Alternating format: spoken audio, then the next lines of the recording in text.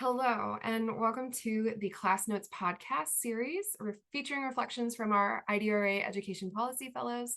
My name is Mikayla Arciaga, and I am our Georgia Advocacy Director and our Education Policy Fellowship Coordinator. We'll be talking about the fellowship and how our fellows will be using this experience and what they learn to inform their next big adventures. During this episode, you'll hear from our fellows, Kaci Wright, Vivek Datla, Isabelle Phillip, and DeAndrea Byrd.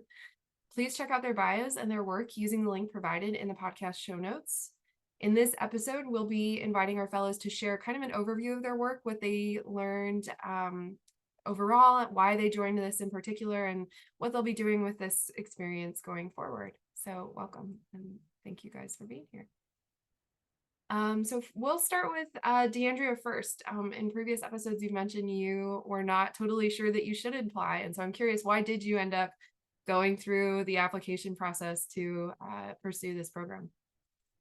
Well, I was first referred to this program by someone, and they kind of were pushy, and they told me twice, and they kept texting my phone and calling me. I was like, "No, DeAndrea, you really need to do this." So I was like, "Okay," I do respect them and what they do, so I was like, "Okay." And also, I did want to turn my lived experiences into like real policy change. Like, okay, I had some things that I had to advocate for, but how can I go out there and make this better? Even though I started advocating because of my son Zaire, the truth is there's hundreds of DeAndreas in the world and hundreds of Zaires. So as a parent who navigated the school system from special education meetings to fighting unfair discipline decisions, I always hit a brick road when it came to rules and policies and essentially found there were no parent rights sometimes. So I knew what was happening on the ground, but I wanted to understand how decisions were kind of being made at the top. And I was oftentimes finding myself mad about things that these people literally couldn't change because it was law and it was policy, so they could do it. So I saw the gaps between like reality and policy. So I knew I was like, okay, you need the tools, you're mad, but you need the tools, the training, and the support to kind of help close the gap. And this fellowship really gave me the chance to learn how to move in the policy spaces, but with purpose, to make sure that voices, parents, students, and communities like mine are not just heard, but respected, responsive, and included. And how not to make bad bills worse, make good bills better, protects what protections are already in place, so you can be able to come back and do the work again. And it's just not like a super big fallout, and, and you can't do anything. So this policy fellowship program really enlightened me like on beginning to end. Okay, I knew where the problem was. I knew how to organize. I knew how to get appeals, file ORC complaints, but now I know where the root comes from. The root is the policy, the law. So if there was no policy, then these other things would not be in place. So Yeah, thank you. I think that was exactly the goal. So I love that you captured that. Vivek, what about you? Yeah, so I am a former school teacher and a former school program coordinator and saw a lot of inequities in my classrooms and amongst my students in my schools all the time. Many of which I think could be traced back to policy failures or poorly designed policies. Um, and I wanted to help influence policy in a way that would benefit the types of students that were in my classroom. And I also studied public policy in school. And so to me, the fellowship was a perfect opportunity to kind of combine those academic and professional experiences and develop into an effective advocate for equitable education policies. And I really appreciated how long IDRA had been doing this type of work. I was really drawn to the quality of work from previous IDRA fellows as well, including our very own Mikayla Arciaga. And I kind of just wanted to continue in the footsteps of the work of other previous fellows. Thank you so much. Kaci, how about you? Yeah, similar to Vivek, my experience as a classroom teacher really motivated me just to get involved in the policy process in general as it relates to education, which led me to start my master's program in education policy. And a lot of times sitting in the classroom, you hear a lot about research and theories and, all these big concepts. And at times you feel really apart from the change making. And there were a lot of moments sitting in class where I was like, I really want to apply what I'm learning in the Capitol down the street. And that really made me look for different opportunities where I could do that in like a supportive system, an organization that has been around for a long time and kind of has the expertise to guide me and really show me the ropes. And IDRA was the place for that. So I'm really happy I did, and that I got to experience this amazing opportunity. But yeah, a combination of my teaching experience and being in school that really pushed me to go all in on this experience. So we're so glad we had you. Isabelle, what about you? Why did you apply for this fellowship? Well, I'd been doing education advocacy work for 2 years before that while I was still in college, but all of my experience had been very much learning on the fly, like, oh no, this bill is happening, now we have to do this, and not really, I wasn't really learning from like a deep seat of knowledge the way that IDRA is structured, and I'd worked with Mikayla before. I'd asked for tips on what to do or how to talk about things many a time. So when I found out about the fellowship and that they specifically had a policy comms role, I was like, wow, that's kind of perfect for me. So I ended up applying, and I'm very glad I did because rather than informal mentorship, I got a lot of professional experience that I wouldn't have otherwise. I learned a lot from Christy and the comms team about different, like I said, professional standards of comms. It was really cool, like working with YouTube and WordPress and all of that. In the same way that I learned a lot from Mikayla and the rest of the Georgia team about policy. All right. Well, you guys have like almost hinted at it, I think, but I'd love for you, Vivek, to kind of share what was the fellowship experience like for you? It was everything I could have hoped for, even if there were many, many surprises along the way. I feel like I got to work on so many different aspects of education policy. I was lucky because of my dual role. There was a lot of like research and writing, but there was also support for direct advocacy as well, which I'm really, really grateful for. And I think, just to call something specific out, I learned how to change my communication style for so many different types of audiences too.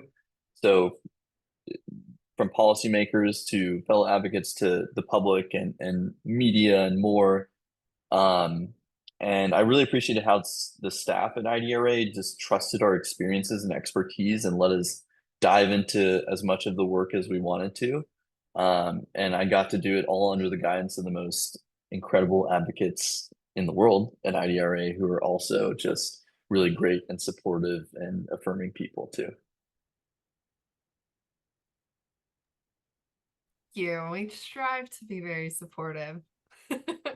DeAndrea, what about you? You came at this without a policy background, which I think was unique to the team. And so I'm curious what this was like for you. So this fellowship experience was both like powerful, but also eye-opening, and full of growth. Honestly, like I have the community like organizing. I know how to organize. I know how to mobilize. I know how to make change. So to learn how to analyze legislation and the power of like on the fly testifying from the kids, it was just like throwing a curveball in a softball or a baseball game because legislators really couldn't deny student voices on the fly. They didn't know they were coming. They spoke eloquently. They knew what the bills were about because they read the analysis. They had the statistics, but they also had the feeling of being a youth, the actual impacted um, class that you're impacting. So I feel like that was very, very valuable strategy wise. I also learned how to communicate, like Vivek said, like I learned that communication, you have to communicate with people on all levels, but you also have to have different forms of communication depending on who you're speaking to. Community communication has to be solely tied to emotion.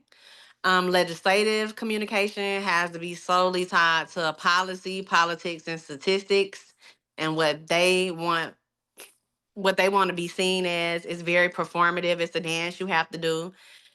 And then other organizations and coalitions is a different language that you have to speak to. Some people want to get credit. Some people want certain things from you transactional if you work with them. Some people are experts only in one thing. So just learning that communication and how to be cooperative and work together, but just learning the rules of, I learned the rules of engagement. Especially learn self-care, just how to navigate the emotional weight of the work. I have never been so emotional in my life as I was doing legislative season. And trying to be a regular person, being a human, a woman, a mama, and just DeAndrea along with Advocate. I was like, wait a minute, you gotta separate this. So it was empowering, and I left the fellowship with stronger relationships, more knowledge, a deeper commitment, and I love the other people that I was able to connect to. As I moved through my learning, I connected some people in places that they needed to be as well.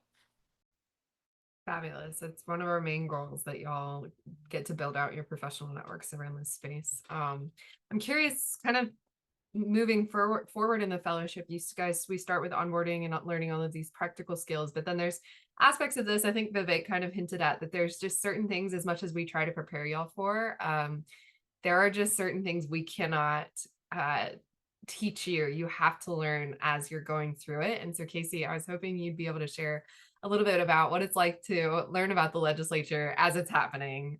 What are some of the lessons you learned that like you weren't expecting? No, great question. And I just got flashbacks to my first time teaching of like, you're in school and you learn the programs, but then you're like, wow, I did not learn how to do this until you're in the classroom. A lot of it felt like that. And I really thrive in that environment. I learned best in that environment. It's a unique experience to be in the building, watching stuff go down, and then on the spot thinking of a solution to try to fix the problem. And that's a lot of what we did. And throughout time, I feel like I gained in my skills in that. And I was able to kind of ask questions on the spot. If I wanted to go see this office, I was able to be there in person and figure out a way to maneuver that environment and do it in real time. And so that was really awesome. And just coming from what you learn, the practical skills, what you learn in school, and kind of just combining that all together to really push forward the policymaking process was a cool experience. And it was a learning curve for sure. Sometimes I felt like, okay, I don't know exactly what I'm doing, but I'm going to try. And that's all what learning is, right? It's just being there on the spot, taking it for what it is, and taking in feedback and just becoming better the next time you do it. So it was awesome. And one of my favorite parts of this fellowship. The Georgia team, we adopted a motto from my 5-year-old niece, who just says, "I'm just learning. It's okay. I'm just learning." Yeah. I'm just And learning how to change policy. Exactly. I'm just learning how to be an advocate in the state capitol. So on that note, like on the idea of our state capitol, Isabelle, what would you say it was like being in the building? I know this is sort of new because you've done a lot of the background work, but being in the building, getting to know lawmakers, and really interfacing with people in our coalition, what was that like?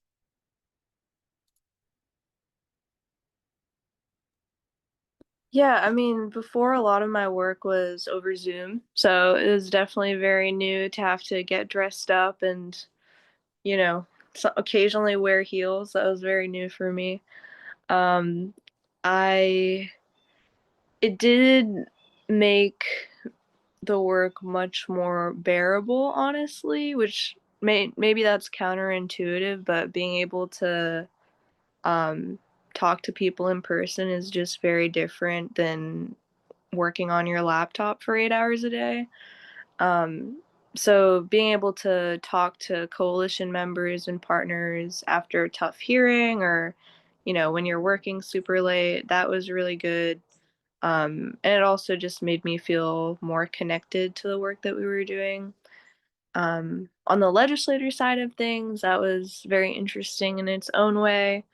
Um, I think that Vivek touched on this just now, but I'd already had a lot of comms experience, so I knew that you had to change your narrative for different audiences, but I got a speed run in speaking to people whose positions and ideologies are just so wildly different to mine, but also needing to try and find common ground to at least build a relationship, even if that wasn't going to result in anything actually happening this session. So that was a very interesting experience. And I think it can be very tough, especially when an issue is personal to you and you just want to look at the person and be like, why do you think the way you do? What is happening here? But I think it was still a good experience to gain and a good muscle to build, especially if you're thinking about sticking around in this work for a while. Absolutely. I mean, I think you got a good example of if you get to stay around and build some of those relationships, eventually sometimes there are the conversations, which is like, what are you thinking and why are you doing this? But thank you so much. And I hope you will take those experiences with you guys, but I do want to highlight before we kind of wrap up, just you each brought specific things that we were so excited to have as part of our team. You brought knowledge and passion and expertise of your own, and you've each referenced it in different ways, your teaching experiences, your advocacy experiences, your organizing experiences. But I'm curious about the connections between those things for you, and why that connection to policymaking and this space was so important. And Vivek, if it's okay, I'd like to start with you for that. Yeah, sure. It's a great question. I think for me, and this is something we've talked about, but I am, constantly motivated by my experiences as a teacher and as an educator. I know how many extremely difficult circumstances my students had to navigate and have to continue to navigate in their lives as they grow older, and that motivates me every day and makes me want to change policy for the better. And I think it's really the starting point for any facet of this work, right? Let's think about the students who have had to overcome the most challenges in their lives, and let's think about how we can design policy to support those students and their families as well. Our goal should be to improve the circumstances for those students in the ways that we can by continuing to advocate for just and fair education policies, so that all students, to steal a line from IDRA, have the opportunity to receive an education that sets them up for healthy and successful lives in the future. Yeah, I think all of us can relate to that. Isabelle, tapping you back in. What you've highlighted your comms experience. You've hinted at some of your personal experience, but I'm curious, like the passions that really got to come out of this and why you think those are so important to connect with policymaking. So my background is in student advocacy, student organizing. And I think that gave me a lot of confidence when I was at the Capitol. That was really helpful, and a lot of confidence in the students that we brought, because I knew that they had what they needed to be able to advocate for themselves. And I think that's very important, not only for young people, but also for any community member that comes to the Capitol, to know that they're not somehow less than just because they don't have a little badge that has their name on it. And I always want to carry that forward in any of the work I do. I also had the comms background that Mikayla mentioned, but specifically, it was work where I would ensure that anytime we were doing anything, we were involving students who hadn't done it before. So whenever we were wanting to talk to press, we would train a student, preferably that wanted to speak to some kind of personal experience, to speak to the press, which was kind of unprecedented, because it is much more inefficient, but our goal wasn't efficiency. Our goal was making sure that as many young Georgians as possible were able to communicate their stories in a way that mattered to them and would highlight, the issues that they face every day. And I think that experience kept me really grounded in knowing that, yeah, I'm getting all these skills, but at the end of the day, if I'm not making sure that goes to other people, then it doesn't really matter. Absolutely. It was such a pleasure getting to share that work with you. DeAndrea, what about you? What I know some of your passions, but I'm excited for other folks to hear about what brought you to this and how you've connected that to this. I brought a knowledge, number one, my expertise as a parent and advocate, navigating the student discipline system, the student dashboard, navigating special education.